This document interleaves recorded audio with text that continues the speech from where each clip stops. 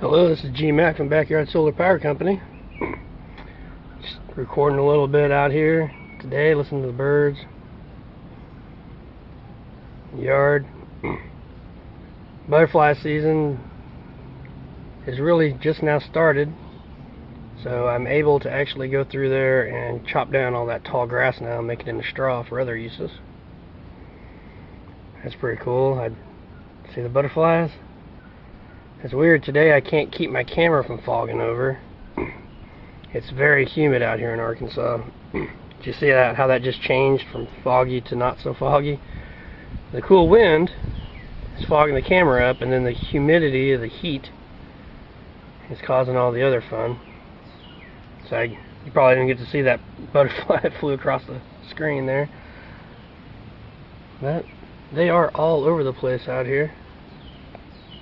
Wish I could capture some of them. Let's see what happens when I zoom in. Oh, well. Horseflies. Big old horseflies on. Can't seem to. Yeah, big old horseflies. See if he wants to be on camera. I can't believe how everything's fogged over. I won't zoom. Focus, let's focus out, maybe. Yeah, anyway, that's a big old horsefly there. Yeah, you little guy. There's been bumblebees all over the yard trying to find places to start nesting. That's that big old horsefly. Wish you could see his hair and everything. But anyway, well, I started this video. Says, I wanted to give everybody a little tip. Now, I haven't been harvesting in large quantities. Over here off my solar panel, I've got a bucket, and that drains off the roof down the solar panel into that bucket. I'm harvesting water is what I'm doing. I had some friends come by to the cabin up here, and they're asking why I keep creating all these gallons of water that it's non-potable. I got a bucket of water here too. That it's non-potable, which means I'm not really able to drink it or anything without filtering it, you know. But still, I just needed them to realize my toilet is 1.6 gallons, alright? And I've got 2, 4, 6, 8, 10, 12, 14 gallons right here, alright, which is about 8 flushes, alright? 8 flushes. Now, imagine how much money you would save on your water bill if you didn't fill up your toilet with the tap, alright? Because you pay money on your water usage and your sewer usage. When normally they measure your sewer usage by how much water you use. That's why, like, watering your animals and watering your plants, you still get charged sewer on that, alright? That was one of my problems when it came to the water company in my hometown, was I wasn't even living at the area where they were charging me sewer, but I was watering my animals, alright? And I was like, but these animals aren't using the toilet, it's not going down the sewer. Well, they still would not allow me, without putting in a different faucet, to get away with not paying that sewer fee. So, what if you just canceled out their water completely? What if you collected rainwater, like I've been using, and using that water to flush your toilet, alright? I know it might sound like a tedious task of having to fill up your toilet every time, but you could hook your toilet up to a water collection facility. Like if you had a gutter that ran down into a large container that was sealed, alright? Let's say, imagine this jar right here, or this jug, what do you want to call it? It's water jug. Milk, well, it's always been a water jug. You're not shaped like a milk jug. But anyway, imagine this in a larger scale, big round tank, alright? And then down from your house, you have your guttering system that runs into this tank, alright? Now imagine if this tank was the one attached to your toilet, alright? Imagine how much money you would save each year if you just used the water from this tank to flush your toilet, alright? Now, of course, the sewer company will catch on because they're going to start losing out on money. No one wants to make less money than they made the year before. So you'd have to be careful with a setup like this, of course. But you possibly could collect rainwater and use that water to flush your toilet. Alright, and that would save you on sewer. Now, I'm not saying all water, right? Like, you're still going to be bathing in cleaned water by the city, right? If you consider that clean or not. Yeah, to me, they use a lot of energy to really just do a natural process, but when it comes to large society, you have to clean your water. Society just it just contaminates. I don't know why, but society just contaminates, which is another reason why living in big giant cities is bad on the environment, right? You can't even keep your water clean without using a lot of energy to clean your water. But anyway, as people, as populations grow, there's less room for people to have even 2 acres for themselves. It's sad, like the whole area of Chicago, if you farmed half of the city of Chicago, you still couldn't support, I think, 1/3 of the population is what I heard that lived there. That's the rumor I've heard. I've seen a guy who actually seemed to know what he was talking about, do the math and everything. But still, they were living on, I think they had 3 acres, and they weren't able to produce enough carbohydrates to keep themselves alive off of just that land. But he broke up his math into talking about how he had bees on his land, but the bees did not harvest foods from his land. They traveled outside of his land.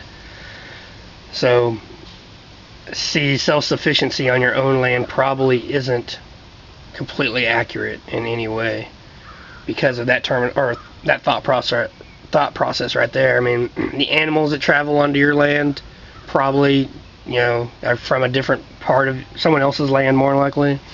The birds that are flying over, the bees that are harvesting, I didn't think about it, but all that stuff, probably not happening on your little 2 acres or your little 3 acres that you're trying to be self-sufficient off of. So truthfully, self-sufficiency is probably a farce when it comes to the great global concept of everything. Even though we all strive for it and everything, truthfully, we're going to have to learn how to work together and live.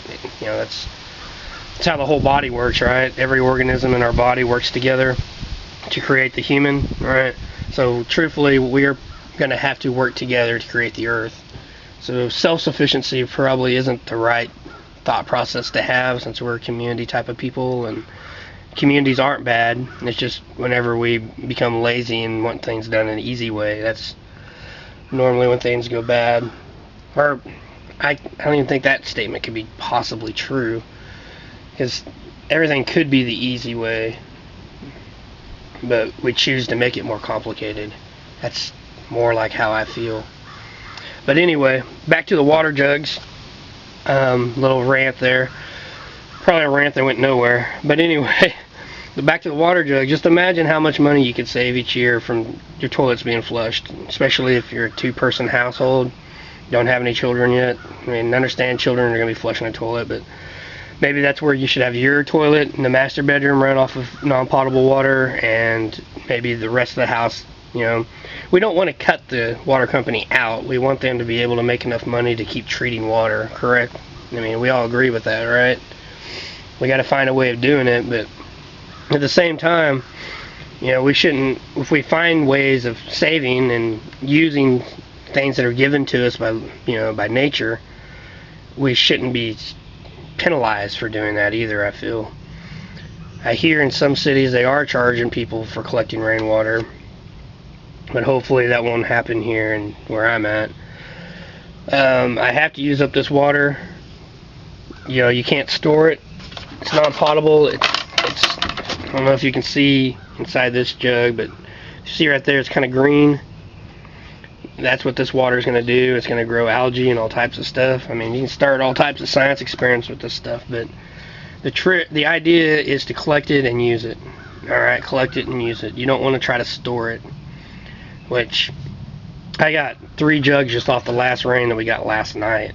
I got a 7-gallon bucket out there, and I collected 3 gallons, but most of this has been off of 2 rains, off of 2 bucket fills. Here's another reason why you don't want to store water for too long. See, I got bugs living in this one. Now I'm going to drain this into a couple of buckets and see what I can't do. See if I can find that other one. There it is, all swimming away. I see those bugs living here, little worms. Don't really know what kind of worms those are. They might be mosquitoes. Man, there sure are lots of them. Look at them, just growing, just going around. But another reason not to store water, especially in open containers, this is why if you did collect non-potable water off your rooftop, you'd want it in a sealed container where bugs and stuff can't get into it and start growing. Alright, you don't want to be a mosquito farmer, I guess. At least I don't want to be a mosquito farmer. But anyway, I had some friends asking why I'm collecting water, and the truth is so I can flush my toilet for free in town. I don't really have to worry about out here at the cabin, of course. Out here at the cabin, I just use this water to do things like flush the toilet. You can boil it out and wash your dishes with it. I've boiled some of it and collected it for other, purposes like drinking. Of course, I have to put a disclaimer out here saying I do not recommend anybody boiling and drinking their own rainwater, even though it seems very natural. But my luck, someone would do it wrong and then blame me because I told them to do it. So I'm not telling you to do it. I'm just telling you it's possible. There's ways of distilling your water and cleaning it. Like I said, I got 14 gallons here just off the rain the past 2 months, which isn't a lot. It's not compared to how much I use. It's not a lot of water. But to me, it looks like a lot of water sitting here, and it's 7 times of flushing the toilet. That's once a week. If I could refurbish these bottles every week, and I'd save lots of money. But like I said, I'm not trying to cut out the water company. I'm just trying to limit the amount that I use from them. Alright.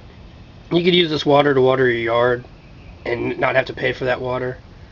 There's lots of things you could use this water for. But you just got to collect it. You just got to harvest it. But anyway, I'm going on 12 minutes and having a little rant in there and everything, so I guess I'm going to shut this one down. And this is G Max signing out. Talk to you guys later. Thanks for following.